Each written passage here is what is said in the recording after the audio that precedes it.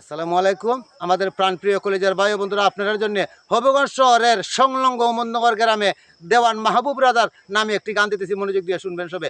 ভালো লাগলে like share follow comment করে দিবেন এবং সাবস্ক্রাইব করবেন।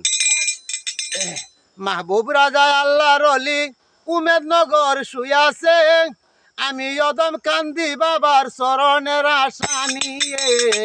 মাহবুব রাজা আল্লাহর অলি উমেদনগর শুয়াছে, আমি অদম কান্তে আসি, আমি অদম কান্তে আসি চরণের আশাতে।